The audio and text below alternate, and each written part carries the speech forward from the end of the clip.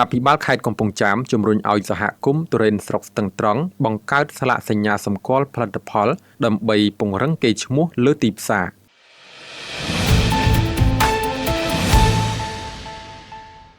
ដើម្បីលើកកម្ពស់តម្លៃកសិផលក្នុងស្រុកនិងទប់ស្កាត់ការក្លែងបន្លំប្រភេទទុរេនពីតំបន់ផ្សេងៗអាយដាមអ៊ុនចន្ទាអភិបាលនៃគណៈអភិបាលខេត្តកំពង់ចាមបានផ្ដល់ការណែនាំដល់បងប្អូនប្រជាកសិករនិងសហគមន៍ដាំទុរេនក្នុងស្រុកស្ទឹងត្រង់ឲ្យរួបរวมគ្នាបង្កើតជាស្លាកសញ្ញាសម្គាល់ផលិតផលឲ្យបានច្បាស់លាស់ការថ្លែងបែបនេះបានធ្វើឡើងក្នុងឱកាសដែលអាយដាមអភិបាលខេត្តបានចោះជួបសំណេះសំណាលនិងពិនិត្យមើលសហគមន៍មួយកន្លែងនៅឃុំអរត្នោតក្នុងភូមិសាស្ត្រស្រុកស្ទឹងត្រង់នាព្រឹកថ្ងៃទី8ខែឧសភាឆ្នាំ2026ក្នុងឱកាសនោះអាយដាមអ៊ុនចន្ទាបានសង្កត់ធ្ងន់ថាទុរេនស្រុកស្ទឹងត្រង់គឺជាកសិផលដែលមានសក្តានុពលខ្ពស់និងមានរសជាតិឆ្ងាញ់ពិសាដែលទទួលស្គាល់ដោយអ្នកបរិភោគទូទៅទោះជាយ៉ាងណាកន្លងមកមានការយកឈ្មោះទុរេនស្ទឹងត្រង់ទៅប្រើប្រាស់លើទុរេនដែលនាំចូលពីក្រៅតំបន់ដែលធ្វើឲ្យប៉ះពាល់ដល់កេរ្តិ៍ឈ្មោះនិងតម្លៃទីផ្សារពិតប្រាកដអាយុដំអភិបាលខេត្តបានណែនាំដល់ក្រុមសហ